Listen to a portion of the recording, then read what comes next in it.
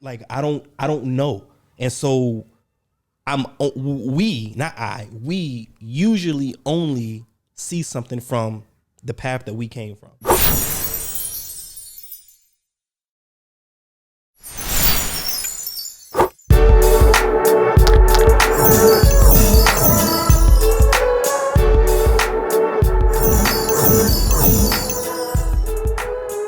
Yo, what's up? I am Omega, and this is Diverse Clarity. This is where we have those thought-provoking conversations about things that matter and some that don't. And of course, as always, I'm here with my man, my co-host, Mr. John D. What's good? What up, though, man? You know, this week I incorporated another piece to my growth. I don't even get to ask you about it. I know, I guess I don't know. I don't know what. Why am I here? I guess I don't know the cue anymore because I've interrupted you so many weeks. I'm just saying, like, I've developed a bad habit. I kindly come in. I give your custom made. You said what's good. You said what's good. Yeah, but that's just like that's no more than like a verbal head nod. It's just how you doing? How you doing? Good. How you doing? Cave Halik. Shakbarik. Taib. ¿Cómo está? Mia. Mia.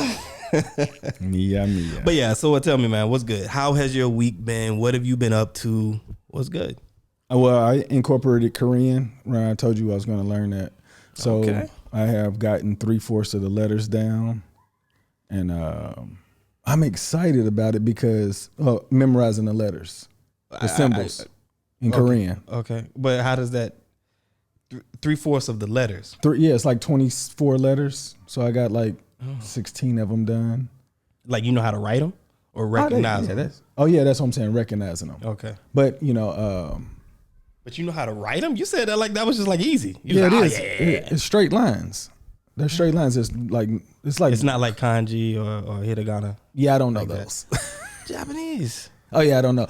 I didn't know Japanese had like 2,300 characters. I'm not sure how many, but we have. Well, I say we. Konnichiwa. Like but there's 3 different ways to write. Like there's different levels. So like katakana, hiragana, and then kanji. And katakana is like the more easy one. Yeah, I don't know. Yeah, okay, but yeah. So the letters, 3/4 of the letters. Yeah. So what I recognize is that if I didn't spend so much time on Arabic, I think Korean would probably be easier. Really? Yeah, but they do have some like they look on one. Like I watch this YouTube thing. That's how I started the letters. But I got it on my app too. But I realized I just can't read it, so I said I need to learn these letters. Right. And the lady was like, one of the symbols was like, this one is kya, and this one is kya. She said it's a subtle difference. But there's a difference there. What's the difference again? Let me hear the subtleties. Now, mind you, I can't hear. You know there's a difference, but you can't recognize what the subtle difference is. No, she said it was a subtle difference in it. But it is a difference there. So I was just like, what? Okay. Well, what's the difference then? Oh, I don't know yet. Like, that's what I'm saying. Like, she just said, I pronounced it kya, and the other one was kya. It sounded like the same to me. Kya. Yeah, so but it's pretty dope how they form words. So I'm really excited about continuing that. Really? Oh yeah. You know, Korean, Mandarin, Arabic, Japanese, and it's another language are the most difficult languages to learn for English speakers. Well, that's what they say. That's what the. I mean, that's what most people say because like it seems so foreign to them. Well, I feel like that about Arabic. No, it is. That's one of them too. Though. But I'm just saying. But probably the same amount of people that are saying that about the Asian languages like Mandarin and Chinese and Japanese. Same amount of people that's saying it about those. Probably the others are saying it about Arabic too. Oh no, that's what I'm saying. Yeah. Arabic is a part of it. So like, yeah, they're different. They're different because of sentence structure and the lettering is just totally different from what you're normally used to seeing. So like Chinese, Koreans, they can learn Arabic a lot easier than we can, and vice versa. Just because of the I guess I'm thinking like I know for me, like speaking has always been the big thing, right? Like that direct level of communicating. But for me, I always found it to be difficult on this side because it's something about like the tongue. Yeah, it comes with practice. You know what I mean? Yeah, But yeah. like everybody on this side, they're like, oh no, it's not that hard. Arabic is easy. You should be able to get it. It's fine. And it's like, that's because you grew up and your television had Arabic TV shows on it and movies and stuff. I ain't seen none of that when I was a kid. Oh yeah, we definitely had some Spanish in there.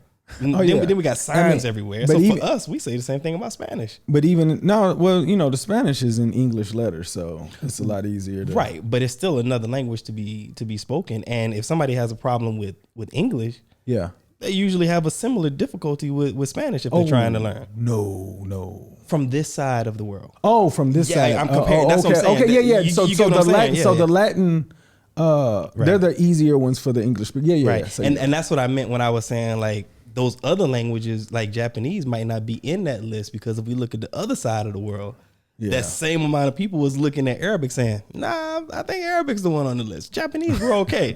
Korean, look, you're American, half Korean. You're like, yeah, Korean's not that bad. Well, no, and I said the same about Japanese. But Korean's not that bad because I understand the language of Arabic, so I know what to look for. That's why, like, if I didn't have the Arabic, the amount of lexile level in Arabic, the Korean would look like hieroglyphics to me. But I understand what I'm looking for now. That's what it looked like to me. That's what it looked like to me. Written on some Egyptian walls in a cave somewhere. Well, found by archaeologists. Yeah, and they told us what the letters and signs meant. They've made. Well, I ain't gonna say that.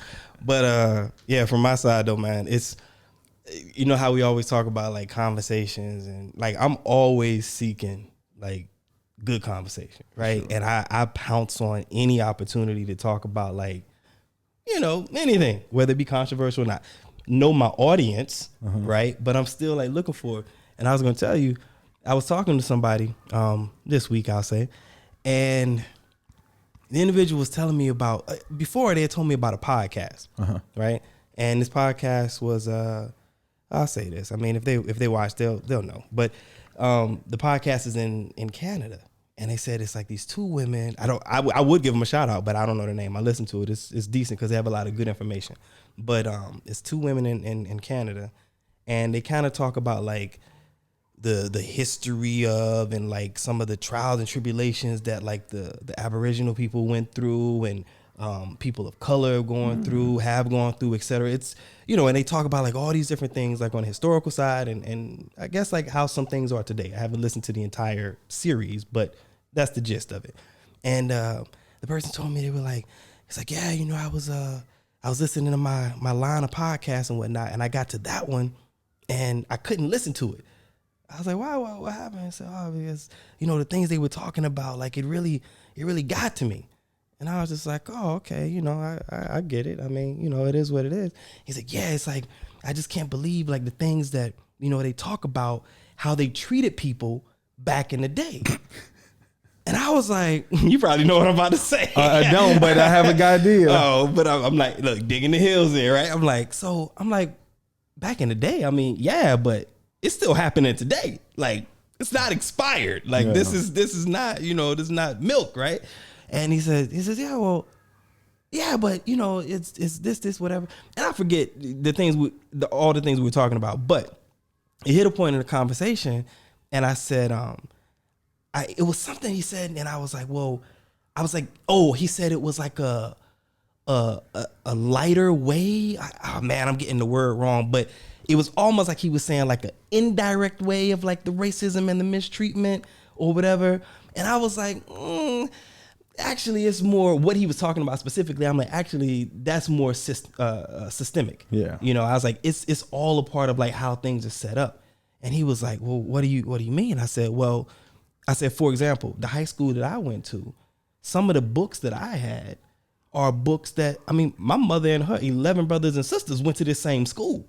I was like, these are some of the same books that we talked about this before. They use some of the same books then than I had them when I went through, right?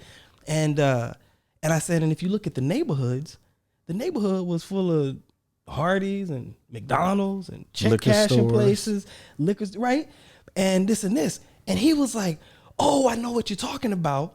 He said, because when I was in Catholic school, he's like, it was the same way. Like, we had a lot of the old stuff, and and he was kind of making a similar comparison. And I'm looking and I'm like, that's what I'm talking about.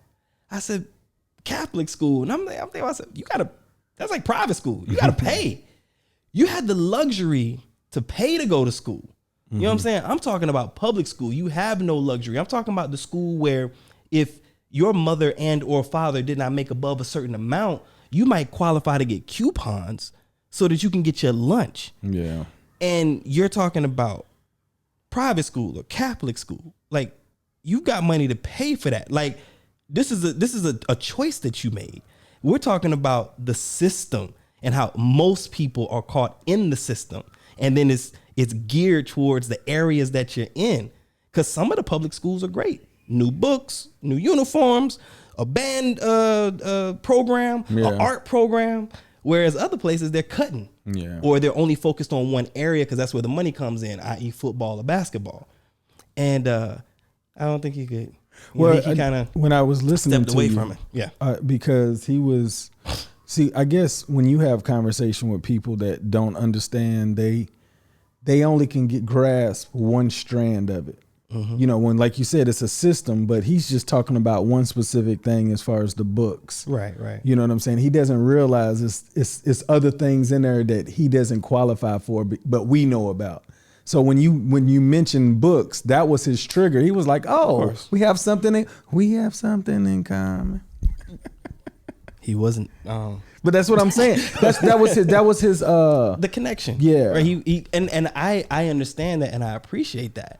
But this is one of those things where I forget the author, but the book White Fragility, right? And I'm not saying that the individual is fragile, but this is, White Fragility, if you know this book, it's about why it's difficult for white people to talk about racism, right? And not saying that it was difficult for this person, but that's a hint of what those kind of conversations would look like. And I say that because, towards the end, the individual just kind of said, yeah, okay, I'm gonna go get a coffee.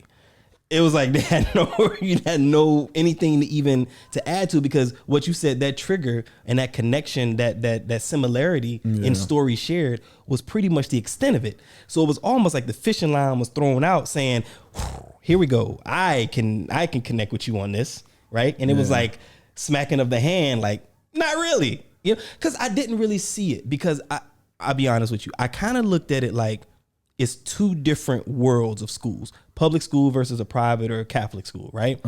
And I kind of looked at it like, this is like you being at the Burj Khalifa for lunch and complaining that the caviar might be a day old. But I'm just saying, but it's like, you're at the Burj Khalifa, but you get what I'm saying, though, right? It's like you're in a position where you've been able to, or you're so in such a good position financially, where you're able to pay for the school, choose a school that you want to go to, because your family wants you to have such an education, whatever it is they are saying that they offer. And it's just like, I really don't see that comparison when we're talking about the systemic problems that are in certain communities and public schools and what's lacking. And it's just like, I get it. Well, see, they only, like I told you, they only know what they know, right? But this is a part of it. No, I know. I'm just saying that if like there are kids that come up from money and end up being a complete wreck. I think it really has a lot to do with the family upbringing and what's taught in the household. Right. Because when you talk to poor kids, they was like, oh, I wish I had all of that. But you don't really know what's coming with all of that. We would rather us to deal with that than to deal with what we got when there's no money and we got to like make ends meet and all of these things. So I think there's a disconnect, because we can't reach out and let them know, like, we know you have because you want to acknowledge them before they completely shut down, in my experience. So like, I know you probably had your problems, with us. All of it stems from the very bottom part. When you have no money, it's a level of survival that you don't know about. Right. I was telling you about the show I was watching. Just to start up when. Oh, yeah. When you're in the hood, like you learn to fight different.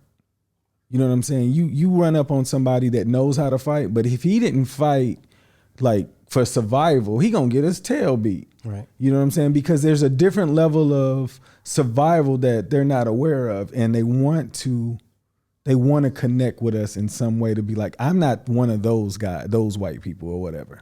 You know what I'm saying? That's right. And he's definitely not. He's a good dude. I believe it. As they say in Europe, he's a good egg. But you know, egg. He's a good egg. But no, he's a good dude. But it was just like such things just remind me of it. I'm not saying that he's a problem or anything like that, but it just reminds me of that because it was such a quick. We have a lot of me and these individuals that I'm talking about. We have a lot of these types of conversations, right? Oh, you do. Oh yeah, and I even told them I was like, there's a couple other people, and I was like, these two, y'all need to have your own podcast. Like y'all need to go and do something because it's not like you and I. And again, I'm not trying to compare, right? Because it's not something to be compared, but they have a certain dynamic between the two of them. Gotcha. And I was like, I made it a joke, right? But it was like, oh, y'all should really go and do it because we do have these, you know what I mean? We have these powwows. And, but it was just funny because the individual didn't give the opportunity for it to be I understand where you're coming from. It was just, I think it was more like I'm gonna go get a coffee. So that's what I'm saying. Like an effective communicator, what I want to become a part of, like I want to become a part of this group of people that can recognize that and pull that dagger out of his heart to get more information so he can hear the other side that he may not hear it from any other time because you gave him a way out because you heard him, even though you don't even think it was like this pinch was really hard for him. And when you walk away from that, it's like he's just got that. So it's like, what does that look like in his head? You know, does he think that you're being... He doesn't understand me, maybe. He doesn't value my struggle. Oh, without a doubt. You know what I'm saying? Oh, yeah. It's this kind of thing. But I guess I'm one of those that, I mean, you know how I operate like on a day-to-day, but like I'm one of those like tough love people and like... That don't work for everybody, though. I know. Straight, no change. And I know how to deal with people where it doesn't work. Yeah. So that's not, believe me, that's not like how I approach everyone. Like, I wouldn't have made it thus far. You know what I mean? Like there's no way. But I guess in certain situations, it's kind of like let me just stop you before you even, you know what I'm saying? We'll start the education process now, right? Because this is like, no. Like it just doesn't compare in my opinion. And what I want, and this is one of those situations, because remember we were talking before and I said something and you were trying to tell me in the podcast and you were, because I was like, I'm like, go study yourself. Go. But that's not all the time. You know what I'm saying? Like, and I was trying to convey, and I probably was saying it wrong when I think about it, but I was trying to convey like, you get tired of trying to educate all the time. Although I want to. Yeah. I want to always be able to be an open book, a learning ledger. Like I want to be able to be something where somebody can come and be like, I got something from him. Yeah. I learned something. I didn't know that. For real, even if it's just like stupid little knowledge. Like the one nigga was talking about soccer and where the word football and soccer came from, right? And it's like, even if it's stupid little knowledge, if somebody can take something from a conversation with me that brief, I'm with it. I'm all about making that happen. But it was just, when I saw that, it wasn't so much about him, because I know him, I know where his heart is, right? Yeah. Good egg. But when I think about other people that may respond in a similar way or otherwise, it's kind of like, that's what we're talking about when we talk about like that fragility and not being able to talk about it or not understanding or, you know, whatever. And honestly, it's almost like nails like scratching on the wall when you hear somebody say like, don't all lives matter? And it's like, you get what I'm saying? Oh yeah. And so that's the feeling that comes with it. I guess when I told you before, I used to be the all lives matter guy. And because, you know, just the lack of information, not understanding. But, you know, when they say that, I truly believe it comes from a good place. They just don't understand the struggle of if they weren't white. Like, you know what I'm saying? Like, if every white person in the world ended up being black and all the black people ended up white, these white people, if they got the opportunity to go back white, would be totally different. not all of them. Some of them be like, shoot, I'm glad I ain't black still, but they would have a better understanding of humanity, I believe. Let me ask this question though. In that hypothetical, right? If that were to happen, would the places swap, but they have still the knowledge of what they were before? So if all the white people became black, would they become black but still have the knowledge of what it was like when they were white? Yeah, I think so. I mean, that. they would have to, because otherwise it would just be Just the be same black, thing. yeah, It would just be the same thing. So yeah, right? Because we just all switch roles. Yeah, which I don't ever want to switch. I love us. You know, I'm happy. Even if we did, like, let's say if black people really had the power that white people's had, right? I still don't think black people would treat white people the way that white people's treated us. Because, you know, like, I think we talked about it some weeks ago, like how we're so apologetic or forgiving to what's going on, because we're human. We're more based off of humanity versus survival. I was gonna say, I'm not gonna say we're more human, because that's humanity, like closer to humanity, because they're humans too, but they're based off of survival. You know, the way that they brought up in the caves, looking for vegetation to eat and all of this, like they developed a sense of colonization that eventually happened. I mean, that eventually happened. But I mean, I just don't see us being those type of people. We're going to help another. If we meet some people in another land, we trying to learn what they doing and we want to help them. Like, it's not like, hey, let's go get them. In my mind, I feel the same way. But then that goes to show, like, we can't. Which this is something that I grapple hard with. Like, we can't expect, you know, other people. We can't expect us in other people. Can't. And I do that a lot. Like, and this is my learning, man. This is, if I was to bang my head against a wall or talk about like how I get frustrated, is that because I live by a certain code, right?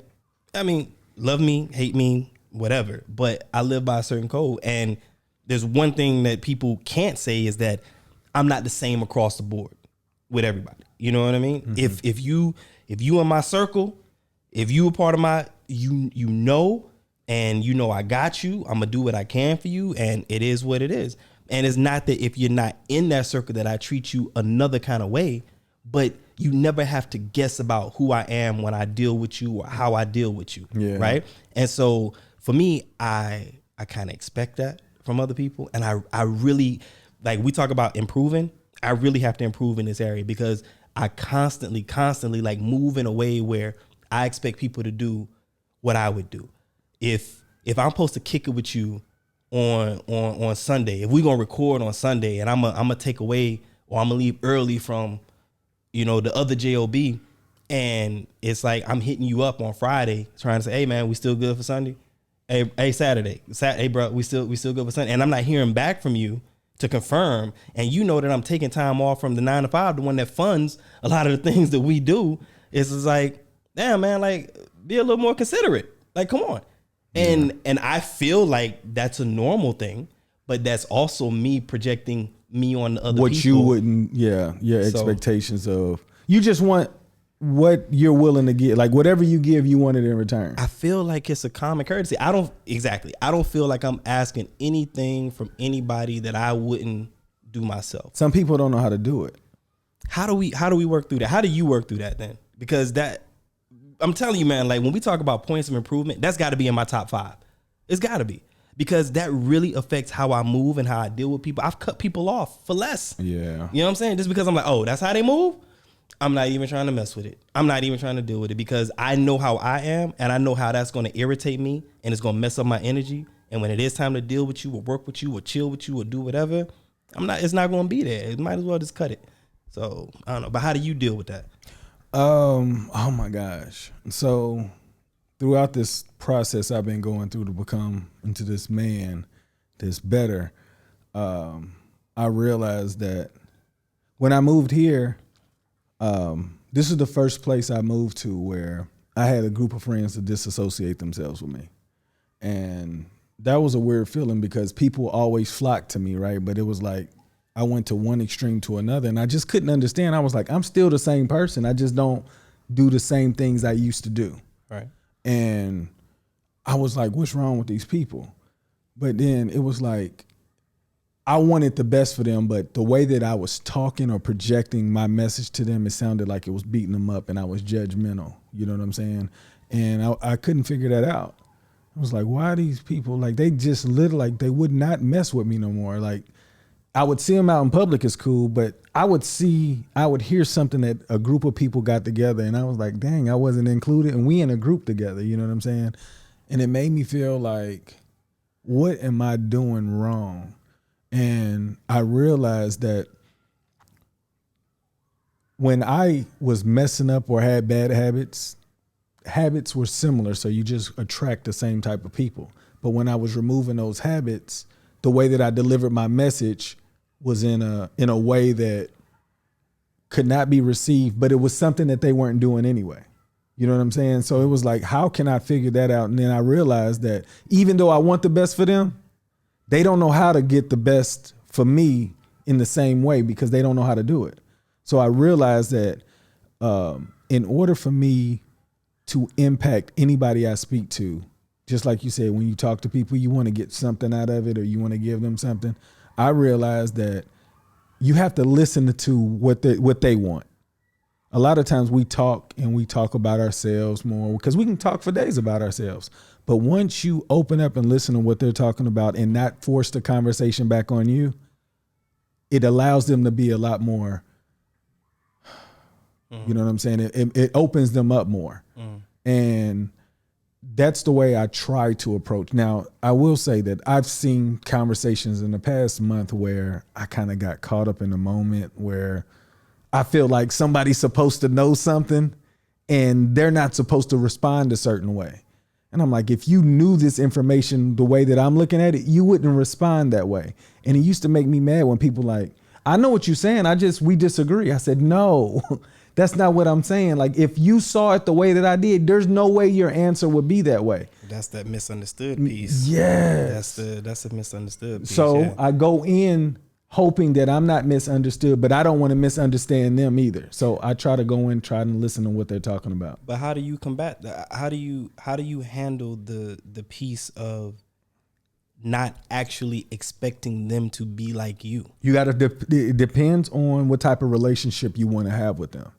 Okay. Now, let's say like when I had the cigar lounge, I opened it up with a guy. He gave me this idea like he was on the same playing field as me as running a business. He may have had a little more experience, but his work ethic didn't reflect what I thought should be put into it. Okay. And it was a bunch of conflict. And my aunt, before I opened it up, she was like, don't do this by yourself. You don't need anybody. I was like, I can't run this by myself. She said, you're going to be mad at me. And I was, because you know why? She said, you can't be mad at anybody but yourself when you're doing it.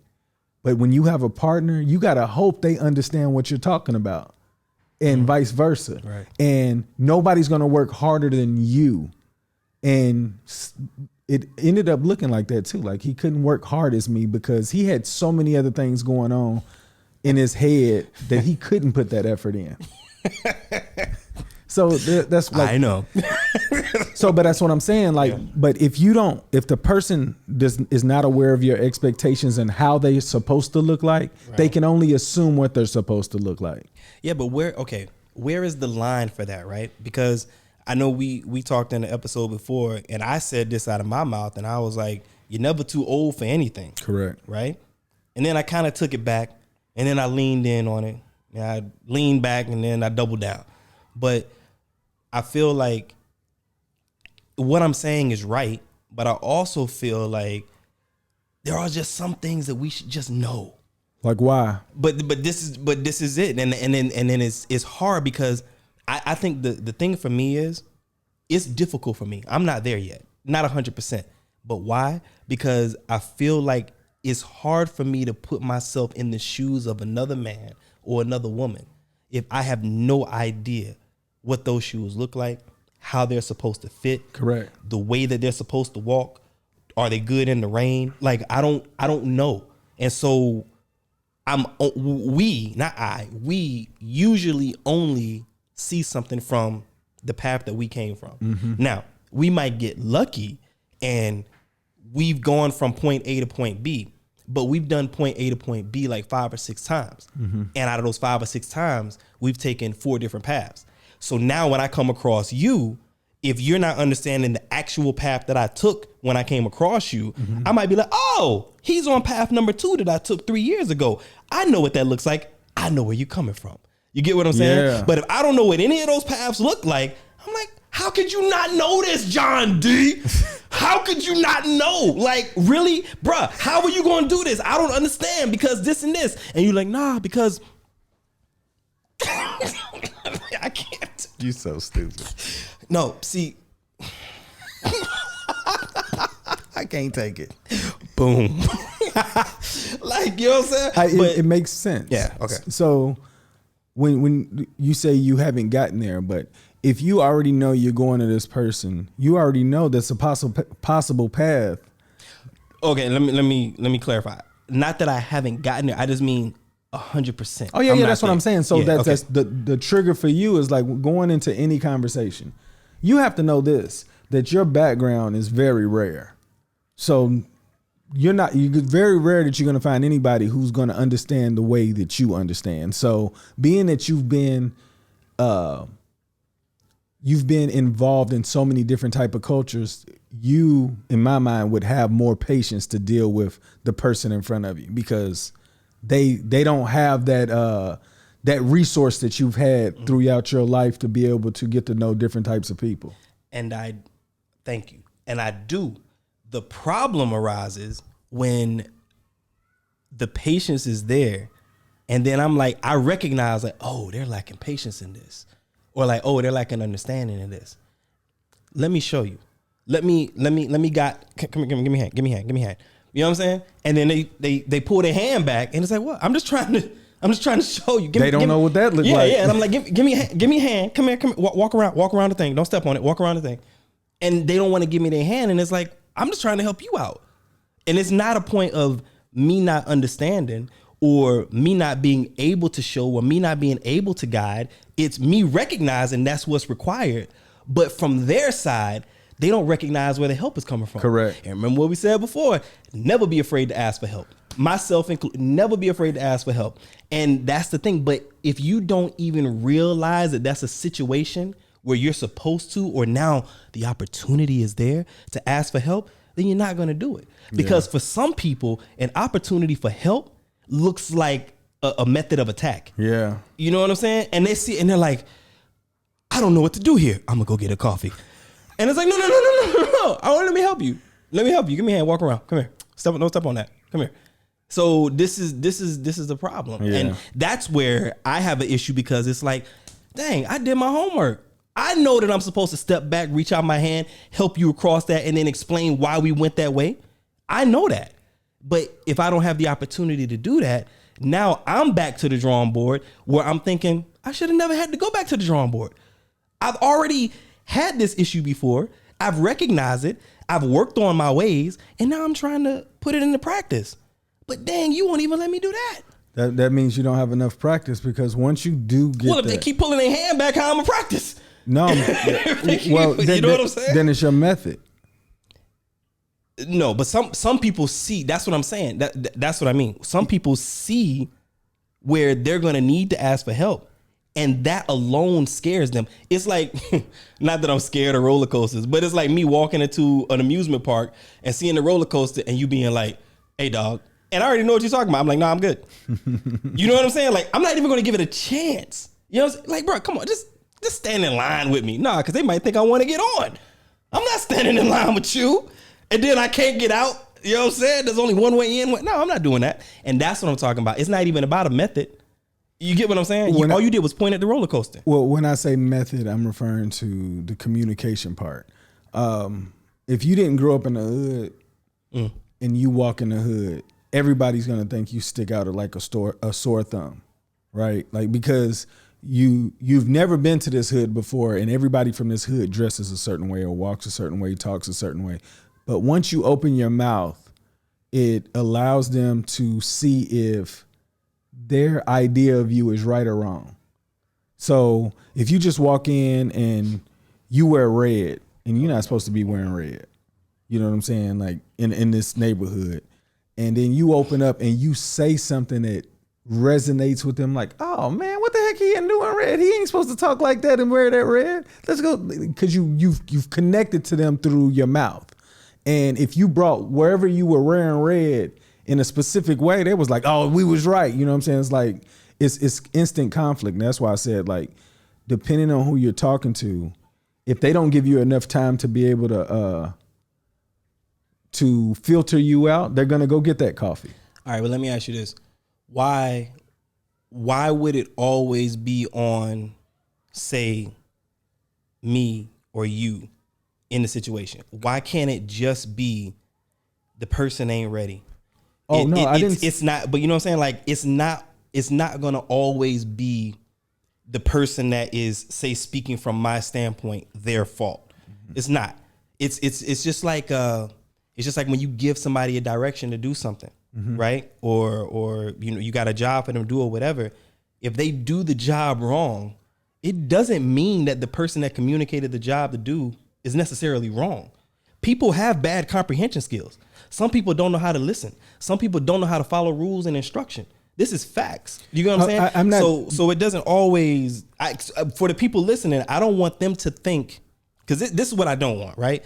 I don't want somebody listening to this to think, if you are communicating with someone and that communication goes awry, if you are trying to communicate with someone and you can't get your message across, yes. If you're trying to communicate with someone and they misunderstand or misinterpret what it is that you're saying, it does not always mean that you are wrong as the communicator. You're using permanent words. You said it's not always. I said it does not always. Yeah, mean. I don't want you to think that either. But right, but the way that if we listen to this conversation, and I do believe in that though. But the way if we listen to this conversation though, the way that it sounds is like it's my fault. No, right. I'm accepting that. But it's not always going to be your fault. No. So I'll give you an example. Okay. So there's a kid on the street, you walk up to him, you ask him to do something, he say no. There's another man to go walk up to him and he does something, and y'all said the exact same thing. Like, what was it? It was something that you didn't have in your tool belt, whether it was patience or the right diction for them to be able to receive them. And the reason why I'm saying this is because I can only control what I can control. I can't control how they're going to take the message. But in fairness, that's not I don't want to say that's not a good example, but it's not a fair one. And the reason that it's not fair is because you've now placed someone in the scenario, yes, where you're able to compare it to someone else. And that comparison automatically says that the first person that was talking was wrong, because you get what I'm saying? Because I don't think I'm saying it right there. Okay. So you're placing, it's me and you. Yes. Okay. And there's somebody here. I went up, correct me if I'm wrong, but this is what you're saying. I went up and I told this person to do something, let's just say, and the person didn't do it. Okay. You went up and you said the same exact words that I said, and they did it.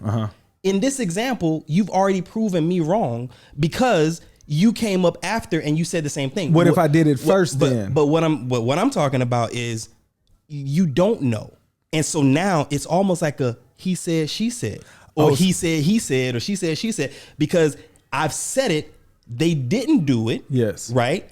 And now it's was it me or was it them? But if you throw you into the mix and what you said they did it, it's automatically going to be me. No. Because y'all got it right. Okay, so you see what I'm saying? I do, but this is what I'm telling you. Like, I can only worry about things I can control. So if there was somebody that was able to reach this kid and I wasn't, I want to know what they did so I can add that to my tool belt for next time. But that's what I'm saying. Please take that out of it, though. Well, that's the way I approach becoming an effective communicator, on ways that I can do things that other people can't do. Right. But by this, what I'm saying is, by this example, you've automatically placed, you've placed a variable in there that's already telling you that you're wrong. Well, see, this is the thing. No, that's what that sounded like. Me, I could have just told you it's two different versions of me then, because I can only be better than me.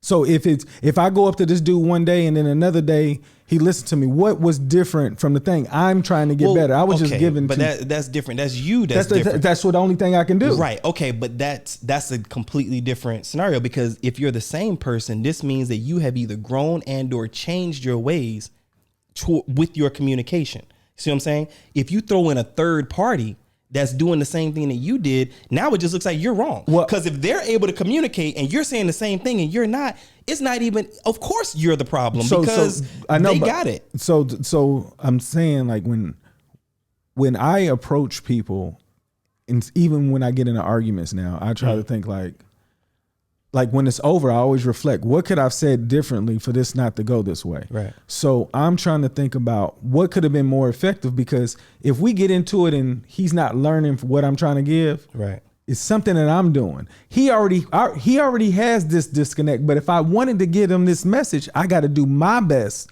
for him to receive it, because just because I think this message is something that he's supposed to receive doesn't mean he have all this other stuff for him to be able to recognize what the message means, because I don't know where he comes from. His path is different. Let me try one. So how about this? What if you see somebody and they drop something on the floor, and you tell them, hey, pick that up, right? Let's say it's a child, because I don't want to be giving commands to adults. You tell this child, pick that up. The child picks it up, and then he sits it on the table. And you're like, I didn't tell you to put it on the table. I said, pick it up. What's wrong with your communication there? See what I'm saying? I don't. If we're talking about the specific directions that are given, right? You may be prepping to give a step 2. You've told the child, pick that up.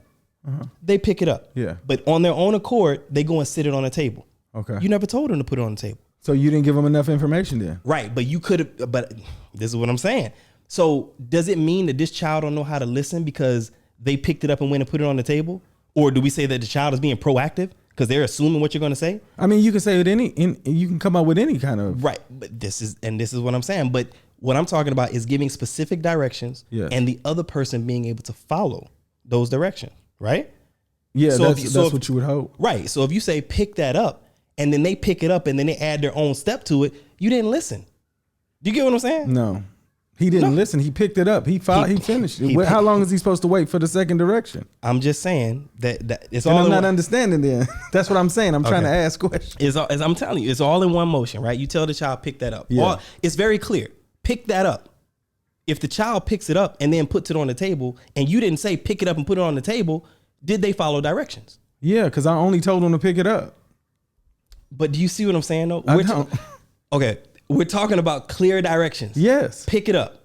Did you tell them to hold it for a certain amount of time? We hadn't gotten there yet. I'm saying in one fell swoop. Did he pick it up? They picked it up and they put it on the table. But you might have been waiting for them to do something. When they picked it up, they automatically. Do you get what I don't, because I feel like this. If I tell somebody to pick something up and I wanted to put them, hey, will you pick that up and put it on? It's a continued sentence. Not necessarily, because if I just tell you to pick it up and he just stays there and picks it up, how long is he supposed to wait for the next direction? But what I'm saying is that, and that's the point, because people communicate differently. Yeah. Right. So you may have been waiting for the person to pick it up. And then once you see that they got a good grip on it or whatever, okay, now I want you to take it and sit it down over there. Do you see what I'm saying? But they didn't even give the person receiving the direction. They didn't even give the opportunity for that. They picked it up and in one motion, picked it up and put it on the table. Did they follow directions? He did. To me, he did, because he's already achieved what I asked him to do. Right. Okay. So he picked it up, he put it on the table, but that wasn't what was said. You get what I'm saying? How directions can be misinterpreted. Yeah, I do. I see how they could be. And so that's all I'm saying, because your intent could have been have them pick it up and hold it. Walk with me, pick that up and walk with me this way. So we're going to put it over here. This is is it a must that you say all of that in one sentence, or that you say that right after one another? You need to know your audience. Right. But what I'm saying is that's where communication can come in and become an issue. And it doesn't necessarily mean that the person that's communicating the direction is wrong, right? And it may not even be that the other person, because the other person could be looked at as like a superstar, because they're like, oh, he's proactive. He picked it up and put it on the table. But the communicator could have been like, well, that's not what I wanted him to do. I wanted him to pick it up. When I saw that he had a good grip, I was going to have him follow me, and we're going to put it in this storeroom over here. You see what I'm saying? I don't feel like you gave enough information for him to do all of that. Because it was coming. Do you get what you listen to what I'm saying? I am. Like, I don't know how to. So all I can say is this. To me, the messenger, if he's not a good messenger, Like you got to expect things to go awry. You know what I'm saying? Until you get to know your audience or whatnot. That's why I said with you've dealt with so many different people. You have a tool belt of different ways on how to approach people according to culture or the way you were brought up or whatever you think respect is. Yeah.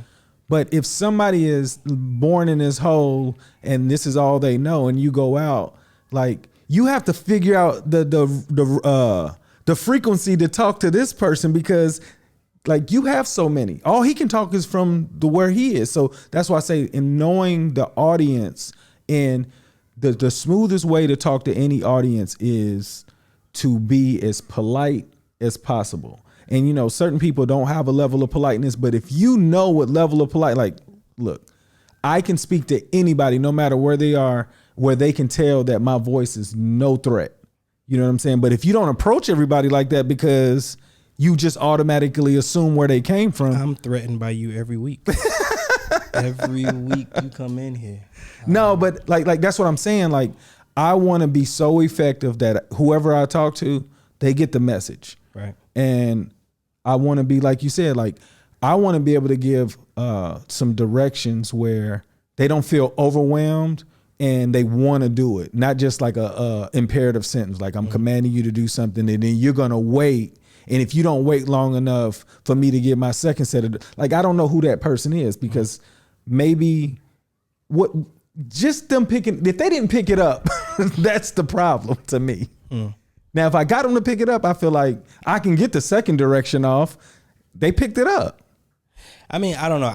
I guess when it comes to that, the following directions and expecting what you're expecting from the people, and I don't know. Like I said, it's still a hard one for me, regardless of the experiences that I've had and the different countries and cultures that I've worked with and the different age It's hard in comparison to who?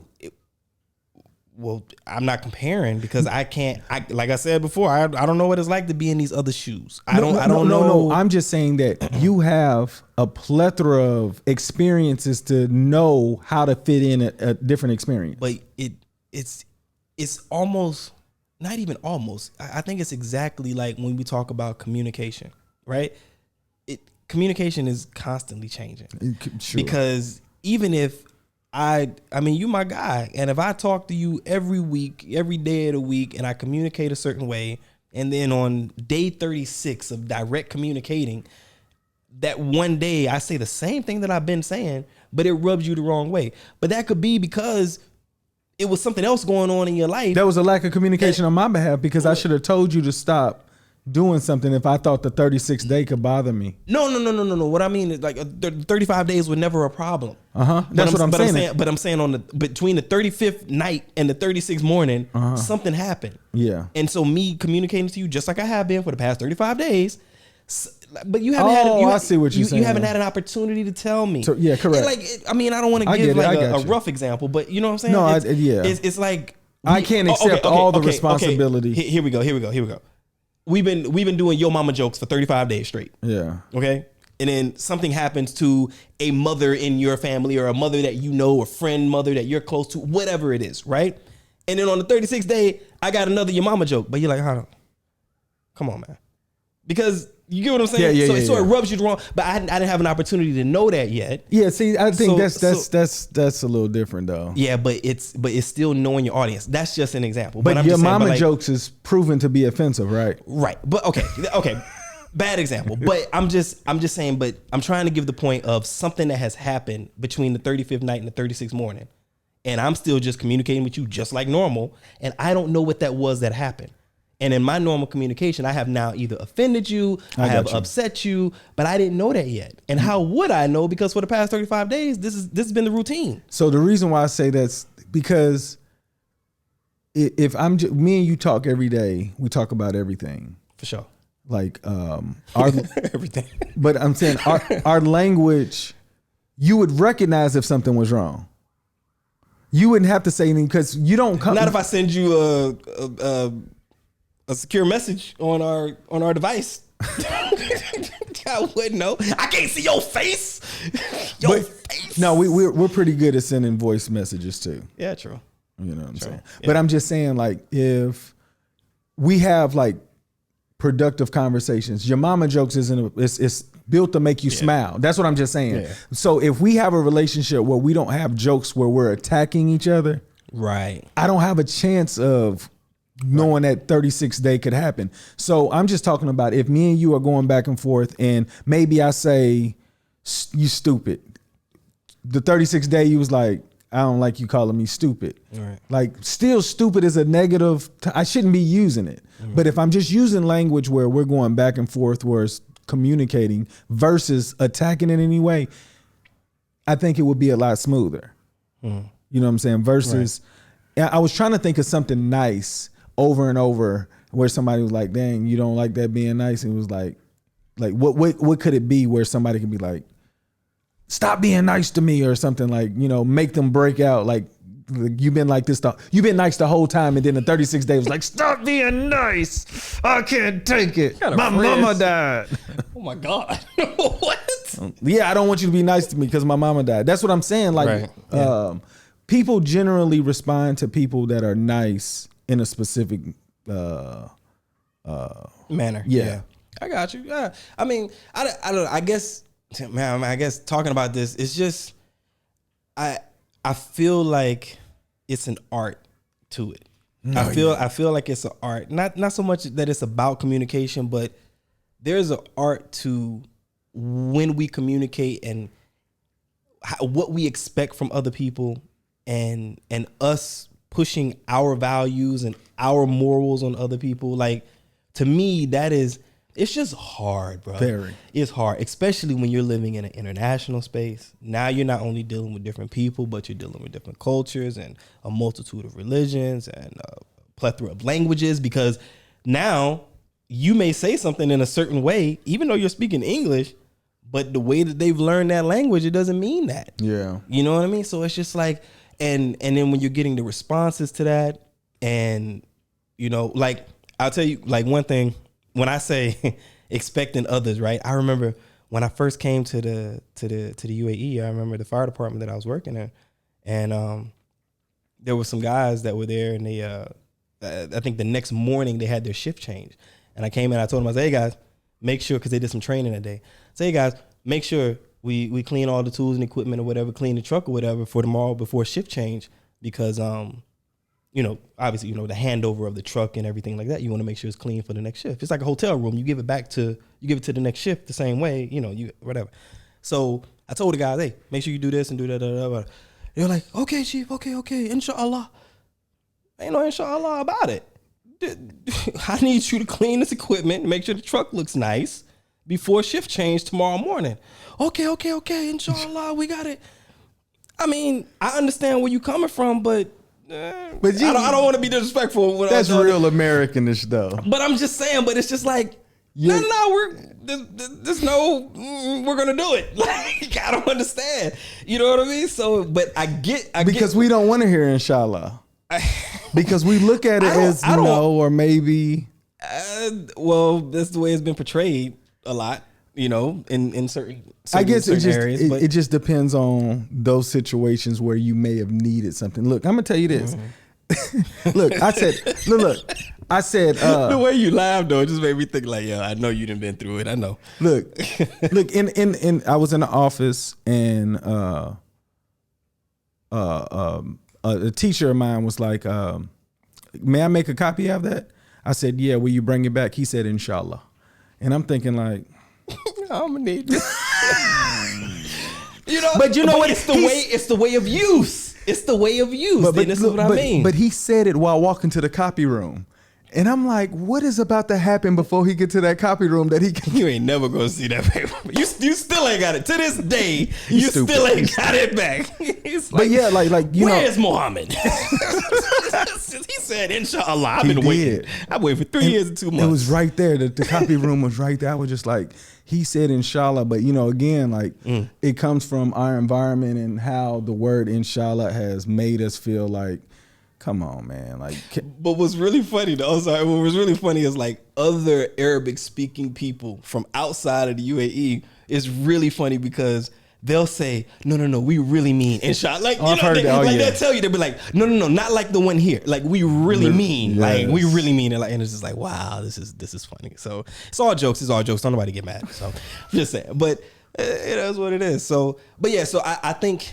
Hold on. Yeah, go ahead. Inshallah, for those who don't know. Oh, yeah. It means in God's will. So normally when people say inshallah, they mean in God willing. God willing. Yeah, God willing, you complete this task or whatnot. And here we've heard inshallah for some things that have been very important, and they would say inshallah and it didn't happen. And then you like, oh, inshallah means maybe, or it's not going to happen. Like, God was not going to wash that fire truck and clean them tools. I'm going to need y'all to get up and go do what you need to do. Exactly. So that's where thank you. Yeah, we should have said that. So yeah, thank you. But yeah, so I mean, I just want people to think about that, right? I just want people to think like, you can't expect you from them.